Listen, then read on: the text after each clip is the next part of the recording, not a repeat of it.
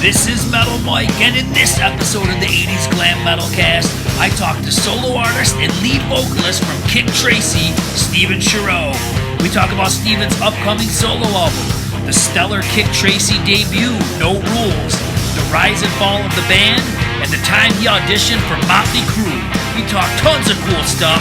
You gotta check it out. Well, Steven, welcome to the 80's Glam Metalcast. How you doing tonight, brother? Oh, thank you, Mike. I appreciate it. I'm doing great, man. How are you? Oh, man, I'm doing awesome. Thanks for asking. So, what have you been up to musically, man? Have you had some time now to do some writing and some playing? What have you been up to? Oh, yeah. Well, we are in quite the interesting time in this crazy world. I definitely have plenty of time to, to go within and do some creating. Yeah, I actually started a record. I'm about to release another solo record, a follow-up to Golden. It's entitled Silver Linings. And that record, I started that probably right around Valentine's Day, I guess, mid-February.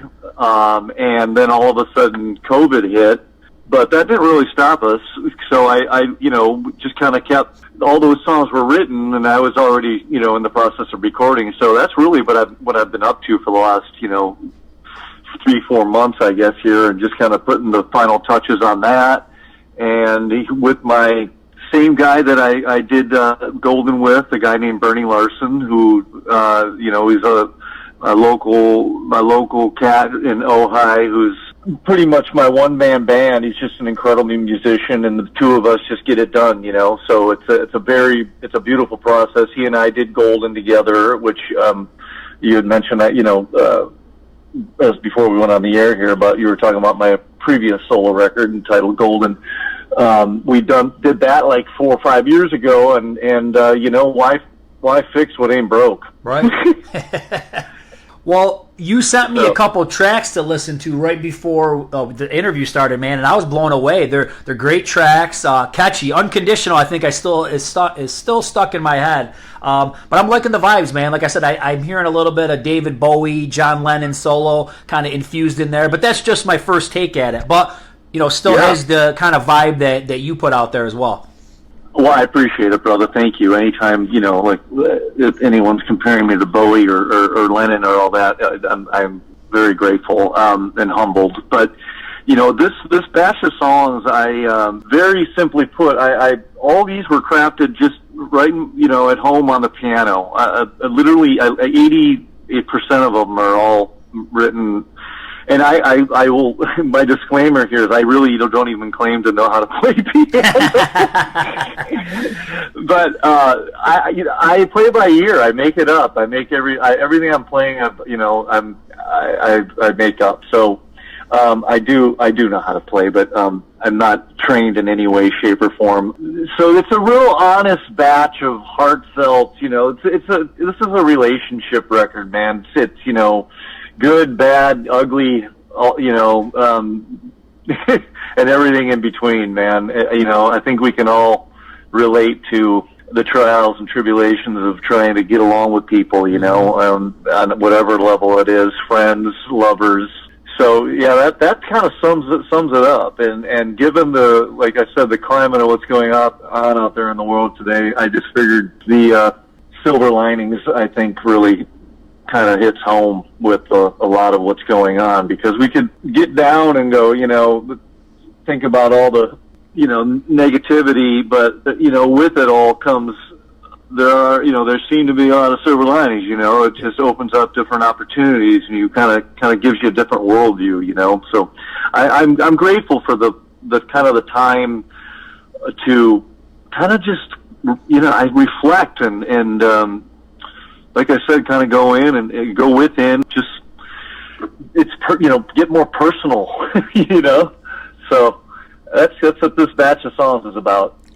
Any plans on when you'll put it out? Will it be this year or maybe next year?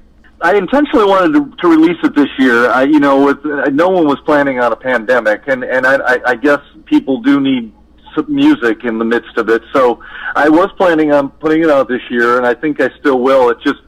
It might be, I'm thinking around September. I'll probably like a birthday gift to myself. Well, that's awesome. Well, hey, man, can you believe that next year it's going to be 30 years since the Kik Tracee debut album? Does it seem like it's been that long? What? Oh my God! 30 years? It is another lifetime ago, brother. It's so crazy. Yeah, wow. I mean, I bought it when it came out, and so I'm 44, so I remember getting it as a teenager, and it's like, wow, a lot of time has passed. It's crazy, isn't it? I'm actually in Minnesota, but I came home here to. I'm just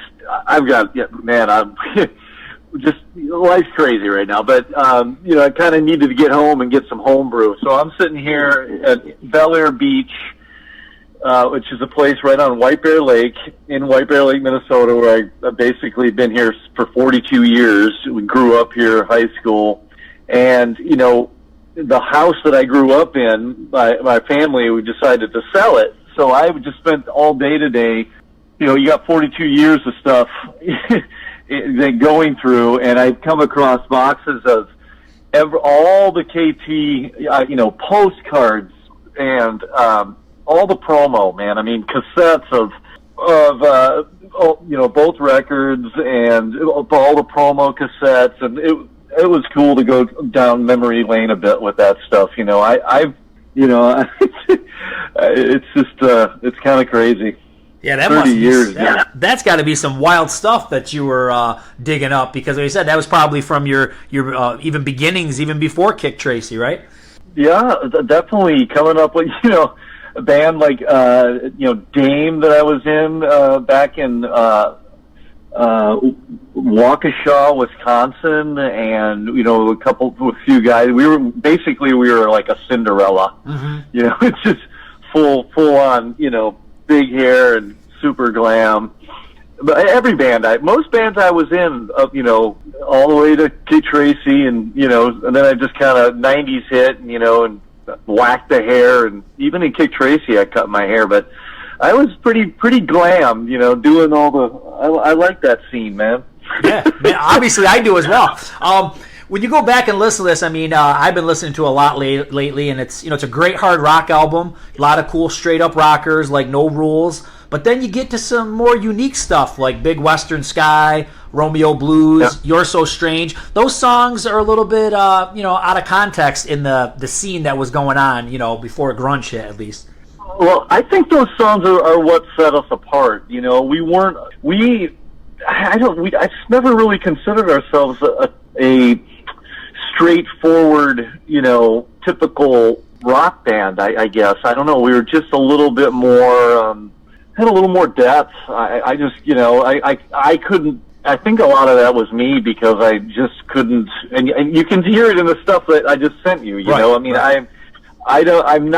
I love to rock, but I also love mood and just, just kind of letting stuff breathe, and, so, and songs, and just, I don't want to get in the way of the song, really. That's my rule. It's like, if the song wants to be a frickin',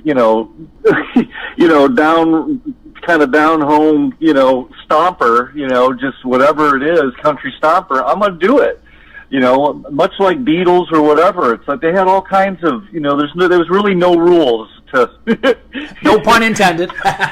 Yeah, no pun intended. I am the no rules guy, so I kind of live by them songwriting wise. It's like, hey, we can do whatever we want, and the music defines us and what we're saying. So I love all those tunes. Romeo Blues, Big Western Sky. I still get. I mean, people. There's that's a lot of people's favorites. Tune. Yeah. What are some of your best memories from that era, from that first album? What stands out? Oh my gosh.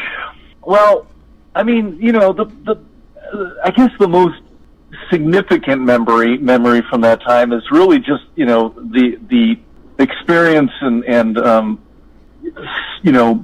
being signed. Right. Yeah, that's what everybody being signed.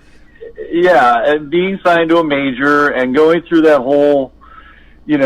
Just that whole process of all those steps that you heard about, that you dreamt about, that, me as a kid growing up, just dancing around in front of my mirror, you know, singing to all my favorite artists and whatever. It all came to a head, and literally my dream came true, you know. So dreams do come true if you literally think about and do something so intently and intensely for such a long period of time. Eventually something cracks, you know. And so to be a major and all that stuff was pretty fun, you know, to all the dinners and all the initial, you know, we were probably on the last wave of like a lot of big money being spent on bands like us, you know. I mean, we signed the merch deal, we signed, you know,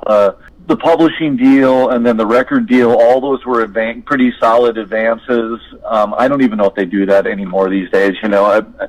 It was just ridiculous. And, you know, and then picking, you know, and then the process of picking a producer, meeting all of the different producers, the Wermans and the, you know, all the just different guys that we all listen to, you know, all their records, and you finally get to, you know, Bob Ezrin, who was originally going to be we you know, originally had picked Bob he wanted to do the record, and he's the guy that introduced us to Dana because Bob got a scheduling conflict and couldn't do our record, and says, look, and I can't do it, but this guy I got, he's like, he gets it, he's fired up, and he, you know, I think you should meet him. And so Bob brought Dana into a rehearsal, and sure enough, man, you know, the rest is history to a certain extent. Dana he was all in, and we trusted him, and I don't think any one of us has any regrets. I mean, it was a, you know, that record, it holds up, bro. Yeah.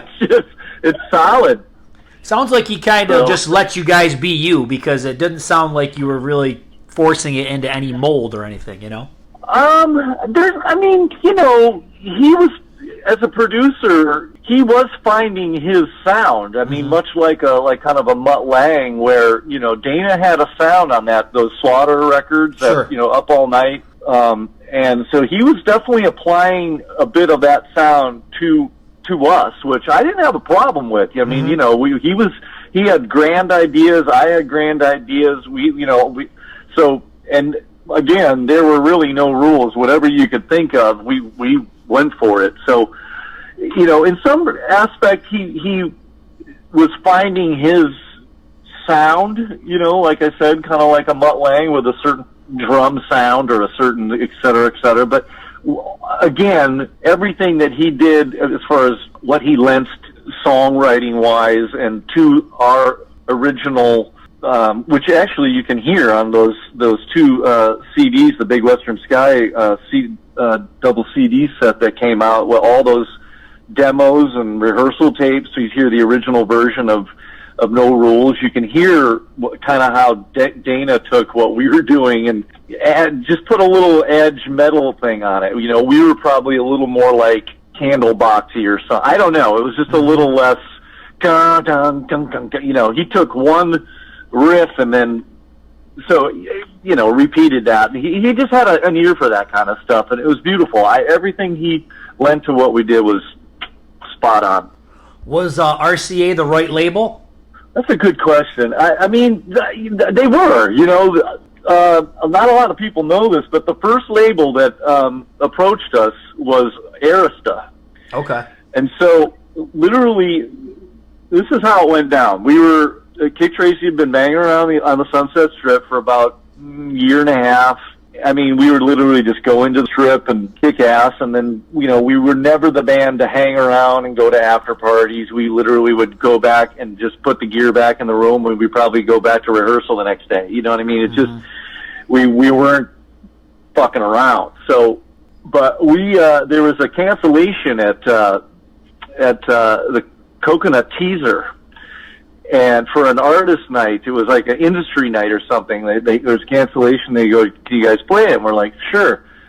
So all the labels are there, and we just showed up last minute. You know, this like couple hours prior, did this set. Next thing you know, we're approached by Arista, and less than a week later, we're on a plane to New York and we're showcasing for Clive Davis. Wow. Privately. And you know who Clive Davis is. Oh, yes. Whitney Houston and all that. Oh, yeah. Yeah, so we're in SIR in New York literally a week later, showcasing for Clive Davis. He's just sitting on a couch in a room in SIR. He's there by himself, and he stands up. He said, I don't know, said something like, you got it, kid, or something. They ended up offering us what was deemed as a development deal back in those days, and they were kind of frowned upon because the reputation Arista was getting at the time was that you'd sign a development deal and you basically just kind of like, you sit there forever and get shelved and nothing would happen. And then right along, kind of at the same time as Arista was in, we were also approached by Bennett Kaufman from RCA, and the two A&R guys, Bennett and I forget the Arista guy, approached us on the same night after that gig. Bennett and the RCA guys they were just all in. They were all in from the get-go, and we came back and they offered a very real deal. I think it was like seven records, 2 guaranteed, and then with 5 options after that, et cetera, et cetera. And, it was just a real deal. And so we met everybody at the label, et cetera, et cetera. On one hand, yes, they were the right label. On the other hand, they were not the right label at the time because they didn't have what you would call like a rock roster. They were developing their rock roster. You know what I'm saying? We were kind of their darlings. But then again, being that they were developing that side of things, and we were kind of their band to do that with, they spent a whole hell of a lot of money on us, and some of the best lawyering my lawyer ever did was to get me out of. I could have been stuck with the whole bill, but it was all written off as development, label development. So I none of us got hooked for that bill. So it's. Yes, they were the right label.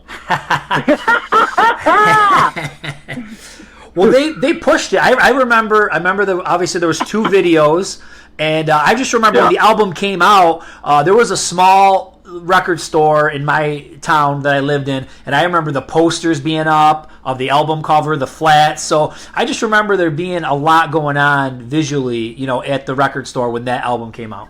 Dude, they promoted the shit out of No Rules. I mean, they flew. I heard that the promo team in New York flew over New York Mets Stadium or something and dropped a bunch of No Rules stickers that came flying. I don't know. They a box of stickers.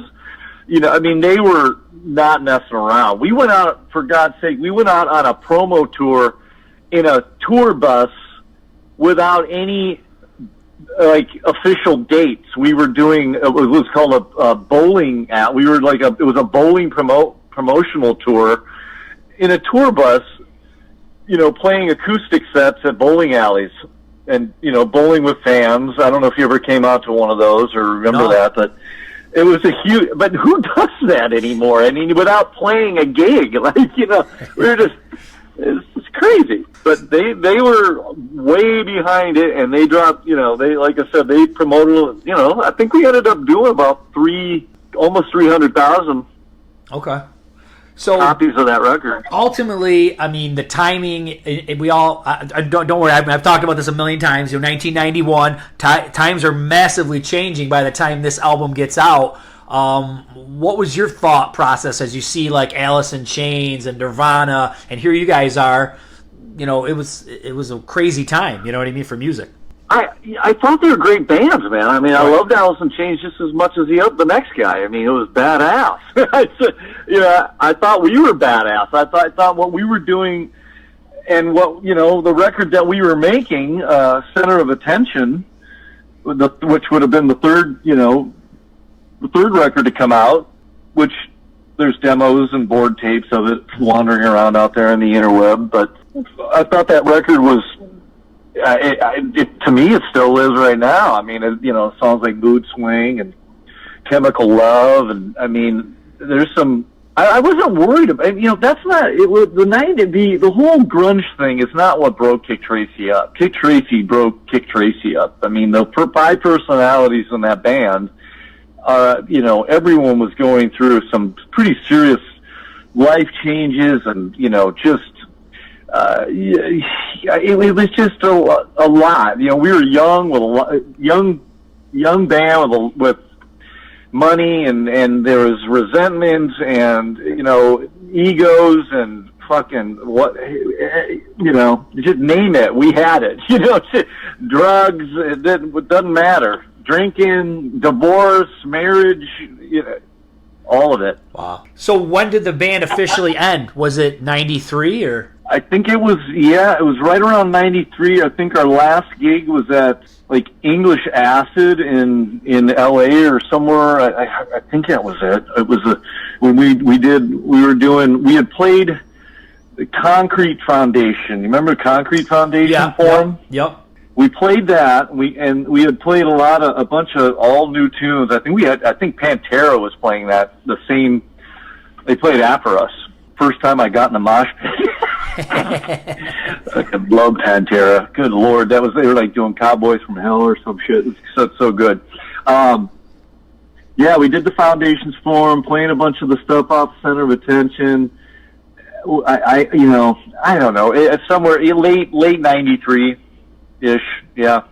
Well, if we kick back to Field Trip, so what was the thought process there? Because obviously your sound's evolving a little bit. It still has the same sound, but you're changing a little bit. Was the thought process is that we'll continue on and just push through the 90s? Oh, yeah, absolutely. Well, the thought process with Field Trip was we knew we wanted a different producer. Mm-hmm. That was the kind of, we just wanted to kind of, be a band in a room to a certain extent. Right. And we ended up going for, which we were, but Dana's approach compared to our next producer, a guy by the name of Chris Goss, who he kind of known as the desert rock, Palm Springs. He did all the Caius records, Queens of the Stone Age, stuff like that. And he came in and just fell in love with the band and came to a rehearsal, and he just, put the band in a room. And I mean, literally with that guy, those vocals on Field Trip, I was standing in the control room we were in Sound City. I don't know if you've ever seen that documentary of that studio in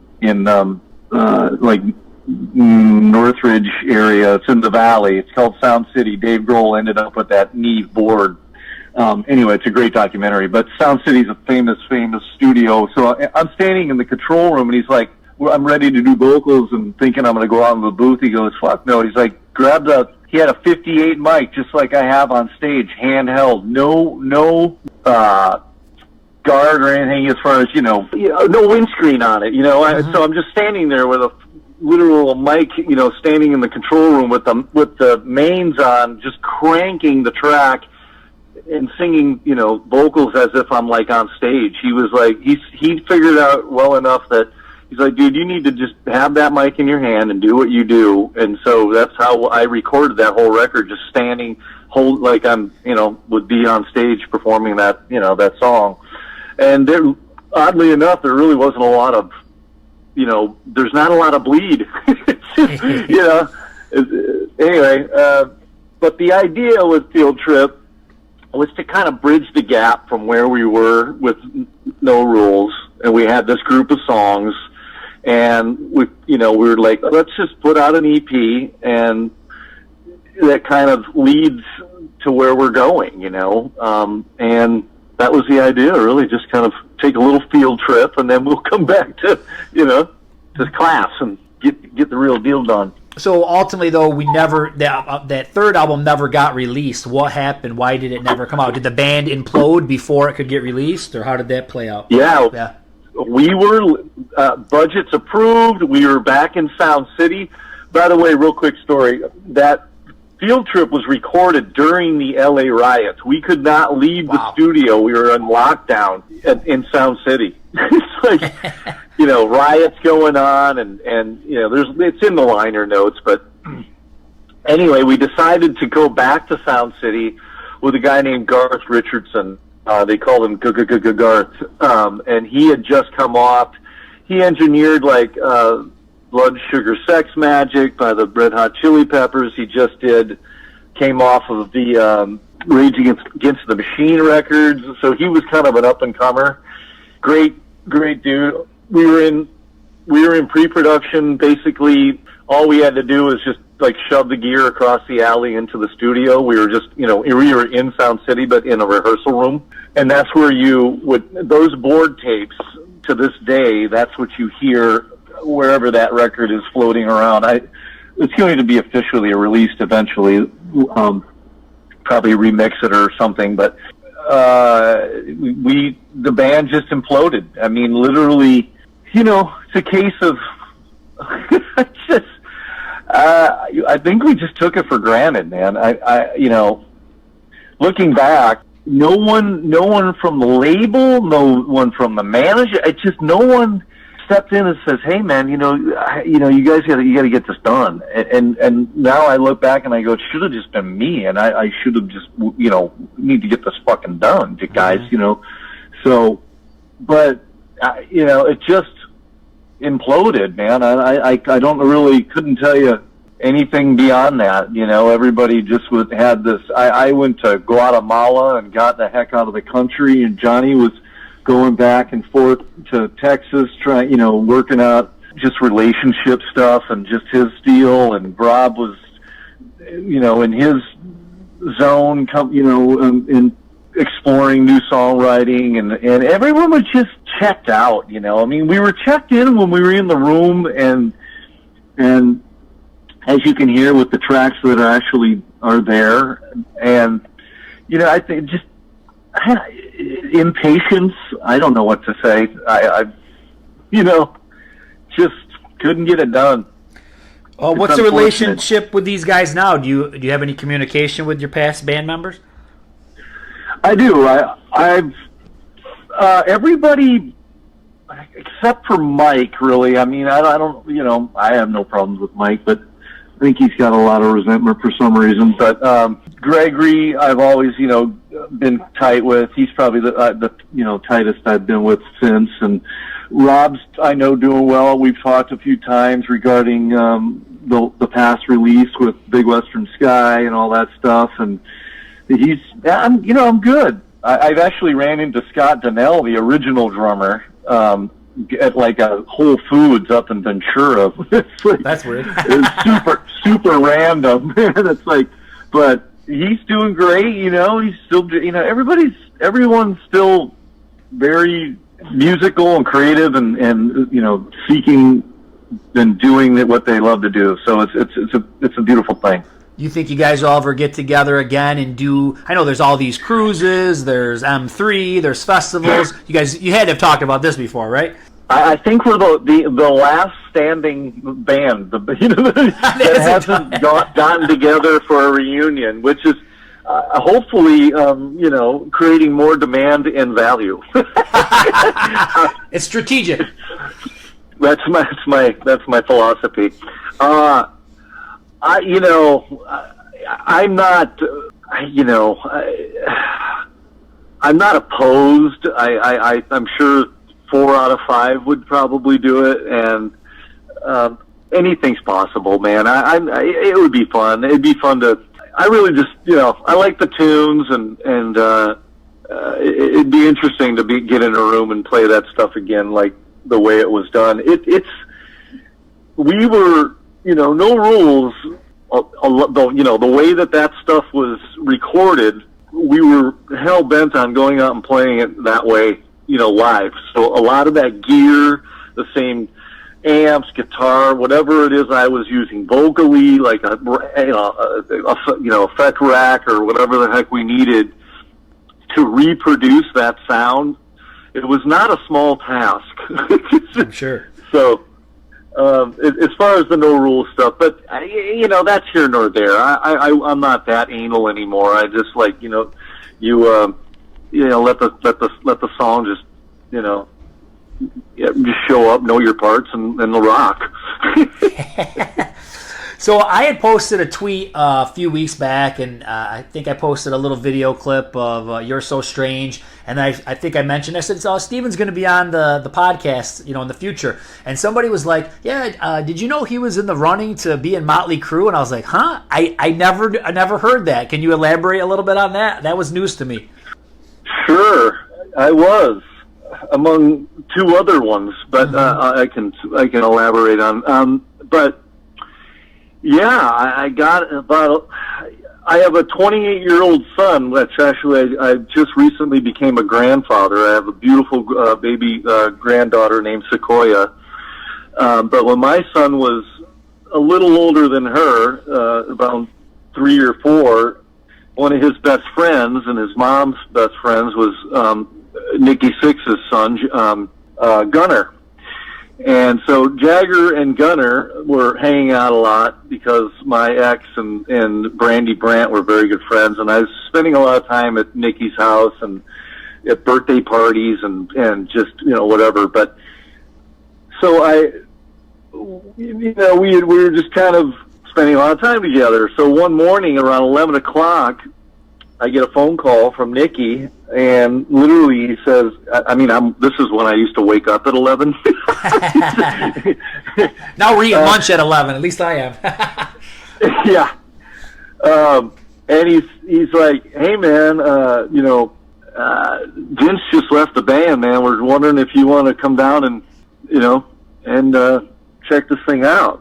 And I'm like, am I fucking dreaming? What is this going on? I'm literally laying in bed, and of course, yes, I grew up in the Midwest playing, 3 or 4 sets of rock and roll metal covers, and many of those included Motley Crue. So to be able to go in a room with these guys was an absolute, yes. So I think no more than a week or more later after that phone call, I find myself near Burbank Airport, massive room, walking in, and "Hey, man," Tommy yells out from behind his drums, and everyone just kind of doesn't move. They just all greet me as I walk in, and sound engineer. I basically step into a circle of monitors, like my own world, and all of the, "What do you want to do, man?" It's like, live wire, sure, yeah. Like the loudest, the most intense, loudest rehearsal I've ever been. It's just insane, like so loud that you almost lose the one. It's like, you know what I'm saying? You're like, where the? But very, incredible experience. I ended up hanging out for about probably 3 or 4 hours. We started working on tunes. Everything was recorded. Started writing some stuff, and da-da-da-da. It was a fantastic experience. So when I left, I remember just vividly sitting in my car, and like the hair on my arm still kind of standing up from tingling, like the volume and the energy but there's something in me that just knew that that wasn't something I wanted. Those weren't the shoes. It wasn't for me, right. That was enough. I come to learn that, they only saw myself, Karabi, I think Sebastian, and I believe Mark Torian from Bullet Boys, but that one I can't confirm, but I think I only saw 4 guys. But I heard, I ended up a guy named John Greenberg who was handling John Karabi at the time. He kind of filled me in on the whole thing. He said, "Yeah, it was between you and Karabi," and he just kind of fit. I had already, like I said, I knew that it wasn't for me, and he already fit the bill. He had the tats. He had I still don't have one stitch of ink. No. It just wasn't my scene, and I'm not going to go get inked just to be part. It wasn't my thing. So he, and then the rest is history. He got the gig, and he was the right guy for the gig. But it was quite an honor to throw down with those cats. That's awesome, man. That, like I said, that must have been just a crazy experience, one you'll never forget. And it's funny you say, because I never heard the Mark Torian. I've heard Sebastian Bach, and I honestly think that may have commercially worked. I don't know if it would have worked with the personalities, but I think commercially they probably would have fared better, with Sebastian over John Corabi, I think. But I tell you, I would have been interested to see what kind of music you would have made with them, because I think it would have been pretty cool stuff. Yeah, I think one of the songs that's on there, I swear to God, they lifted isn't there like a "Till Death Do Us Part" or something on that record? Yep. That's my title. I literally walked out. I went to the bathroom. I came back. Nicky will tell you. I mean, he's thumbing through my lyric book, and it's open to that page. That song, and there's a song called "Till Death Do Us Part" on that. I believe it's on the Big Western Sky demos, but that song was written way before. Anyway, I'll take credit for that. That is awesome. Well, we got to talk about your voice, man, because you have a very interesting voice. Who are some of your vocal heroes growing up? Who makes up your voice? Graham Bonnet. I'm not sure if you know who Graham Bonnet is. Yeah. MSG. From Rainbow. Yep. Yeah, Rainbow. Hagar. Early Hagar for like Matro stuff, and even into his solo stuff. Roth. I mean, Roth in a way that just more his swagger. He's got that, yeah. And attitude. A few songs that. I was really into Gary Newman. I know that sounds really crazy, but that Cars record. And then, remember that song, Billy Thorpe, Children of the Sun? Yes. Yep. Children of the Sun. Yeah. Yep. That song shaped me. I used to I had a full PA in my room. Literally, my neighbors they were the greatest, but I had like these two massive stacks of PA with my little Effectron, effect unit and one mic, and I used to just sing to stuff so loud, just over and over, and really just kind of get, the nuances of different voice. I mean, also, Halford, some of his early stuff. I don't really desire to do that stuff anymore. I don't know. It's just I'm more song. I'm not worried about screaming, and I don't know. That's not my thing anymore. I don't know. If I feel it, I will. But yeah, I would say those are the few that were really shaping me. The guy from UFO, Phil Moog. Mm-hmm. Cool. That's awesome. Well, Hey, man, this was a great conversation. I appreciate all the stuff you threw out there. What do you want to say to all the people who followed you all these years? Oh man, I just want to say thank you from the bottom of my heart. I appreciate all the love, man, the KT, and I really grateful that this music is still in people's CD players, and they're still enjoying it, man. It's cool to see KT come on Hair Nation or whatever it is. I'm like, hey, and I'm just like, I'm getting paid.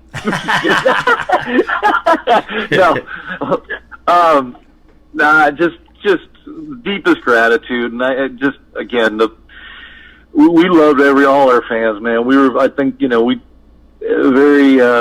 It's just it's such a unique experience, the fan band thing, man. It's and again, I just full on gratitude. Thank you for the continued support and enjoying the music. Well, brother, great conversation. Said appreciate the time. Wish you a lot of luck with Silver Linings, and when it's out, you let me know, and I'll be promoting it on my site. I cannot thank you enough, Mike. Thank you very much, brother. I appreciate it. Take care. Stay healthy. All the best to you, baby. All right, Metalcast, Glam. Take care, man. Well, it was a blast talking with Steven. Well, the next episode that's coming up is a dream come true for a Kiss fan like me. My interview with Bruce Kulick. So you don't want to miss this. Subscribe now. Rock on!